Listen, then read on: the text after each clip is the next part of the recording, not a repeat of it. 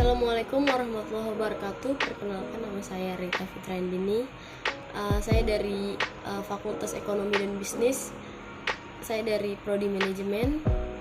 NIM saya 28920500044. Kali ini saya akan menjelaskan tentang mata kuliah saya, Etika Bisnis. Dosen pengampu saya Bapak Roma Iskandar, SEMM. Yang pertama yaitu penerapan etika bisnis dalam era revolusi industri 4+O sekarang. Etika berasal dari bahasa Yunani kuno atau ethikos, yang berarti timbul dari kebiasaan, adalah sesuatu di mana dan bagaimana cabang utama filsafat yang mempelajari nilai atau kualitas yang menjadi studi mengenai standar dan penilaian moral.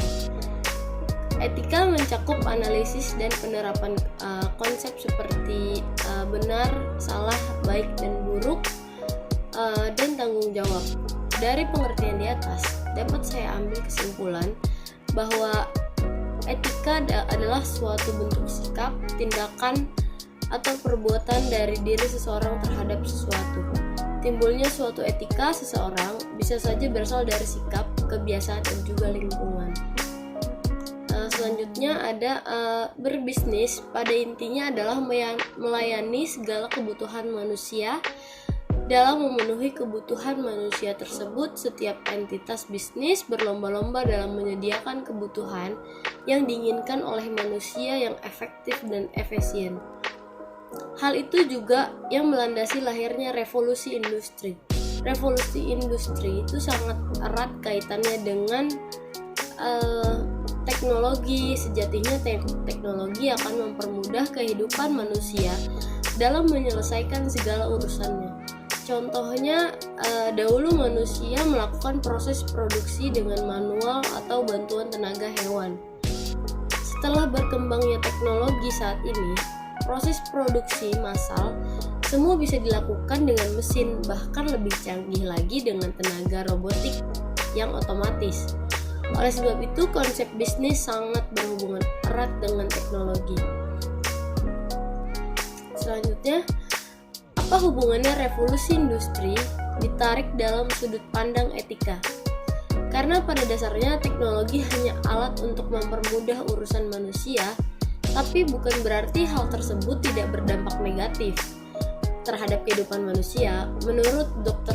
Suyoto MSI, dalam praktek bisnis ada beberapa poin dari revolusi industri 4+O yang memerlukan kehadiran perspektif etis demi terwujudnya tujuan pembangunan berkelanjutan, yaitu pertama, data dan ketimbangan sosial. Internet dan segala hal yang ada di dalamnya telah menghubung seluruh wilayah dunia secara nyata, memudahkan dan membuat kehidupan sangat efisien.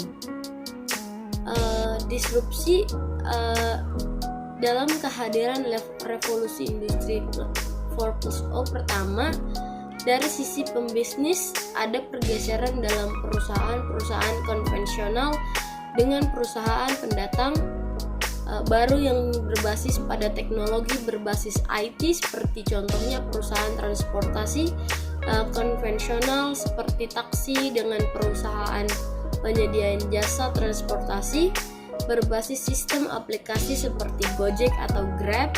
Kemudian pada posisi tenaga kerja dengan teknologi robotik, banyak pekerja atau buruh dengan resiko tertinggi yang pekerjaannya dapat dikerjakan robot atau peralatan yang dikendalikan oleh artificial intelligence. Selanjutnya, secara etis, sikap kita dalam menghadapi perkembangan dalam dunia bisnis, khususnya di era revolusi 4+O ini, adalah menghindari sikap egoisme yang hanya memikirkan keuntungan pribadi dan golongan saja, tapi harus mengedepankan kepentingan orang banyak dan dampak sosial yang ditimbulkan. Untuk menghindari adanya GAP atau kesengajaan di masyarakat terkait dengan pemenuhan kebutuhan ekonomi. Tentu saja dengan dorongan pemerintah sebagai regulator untuk lebih tegas dalam mengawasi kebijakan-kebijakan yang telah dibuat agar tercipta rasa keadilan bagi semua kalangan. Selanjutnya,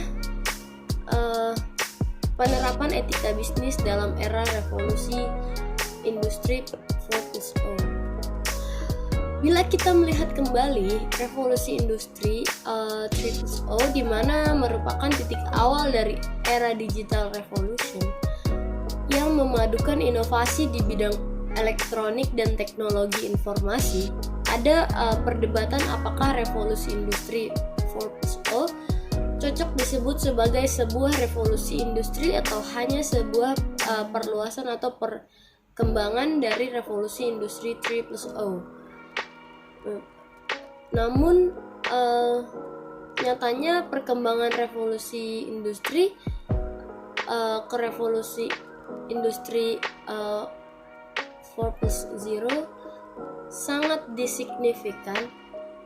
Hal baru yang sebelumnya tidak pernah ada di era revolusi industri 3.0 mulai ditemukan. Para ahli meyakini era ini merupakan era dari revolusi industri dikarenakan terdapat banyak inovasi baru di industri. Di antaranya Internet of Things (IoT), Big Data, percetakan 3D, Artificial Intelligence atau AI, kendaraan tanpa pengemudi, rekayasa genetika, robot dan mesin pintar. Salah satu hal terbesar di dalam revolusi industri adalah Internet of Things (IoT). Internet of Things memiliki kemampuan dalam menyambungkan dan memudahkan proses komunikasi antara mesin, perangkat, sensor, dan manusia melalui jaringan internet. Sebagai contoh kecil, apabila sebelumnya di era revolusi industri 3.0 kita hanya dapat mentransfer uang melalui ATM atau teller bank, saat ini kita dapat melakukan transfer uang di mana saja dan kapan saja selama kita terhubung dengan jaringan internet. Cukup dengan aplikasi yang ada di dalam gadget kita dan koneksi internet, kita dapat mengkontrol aktivitas keuangan kita dimanapun dan kapanpun. Selanjutnya, selain Internet of Things, ada juga istilah Big Data yang berperan penting dalam revolusi industri 4.0. Big Data adalah seluruh informasi yang tersimpan di cloud computing, analitik data besar dan komputasi awan akan membantu deteksi dini cacat dan kegagalan produksi, sehingga memungkinkan pencegahan atau peningkatan produktivitas dan kualitas suatu produk berdasarkan data yang terekam. Hal ini dapat terjadi karena adanya analisis data besar dengan sistem 6C, yaitu connection, cyber, content, context, community, dan customization. Selanjutnya ada peluang bisnis era 4.0. Yang pertama ada fintech atau finance teknologi. Selanjutnya ada bisnis jual beli online. Yang selanjutnya ada software as a service. Selanjutnya ada cloud hosting. Yang terakhir ada on demand service. Di sini ada faktor pendorong revolusi industri 4.0. Yang pertama, peningkatan volume data, kekuatan komputer. Yang terakhir, dan konektivitas. Yang kedua, munculnya analisis, kemampuan, dan kecerdasan bisnis. Yang ketiga, ada terjadinya bentuk interaksi baru antara manusia dengan mesin. Yang keempat, perbaikan instruksi transfer digital ke dalam dunia fisik seperti robotika dan 3D printing. Selanjutnya ada skill yang dibutuhkan untuk menghadapi revolusi industri 4.0. Yang pertama ada complex problem solving.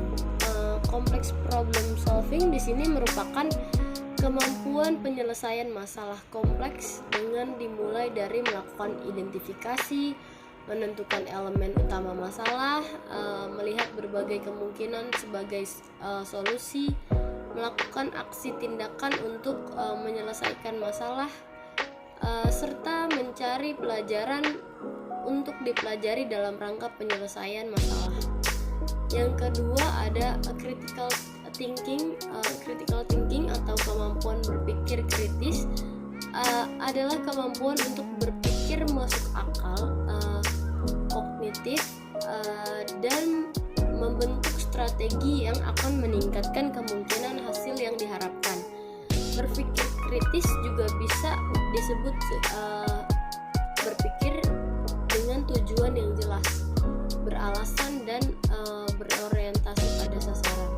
Yang terakhir ada emotion intelligence atau emotion intelligence itu kecerdasan emosional, adalah kemampuan seseorang untuk mengatur, menilai, menerima, serta mengontrol emosi dirinya dan orang lain di sekitar. Sekian dari saya. Wassalamualaikum warahmatullahi wabarakatuh.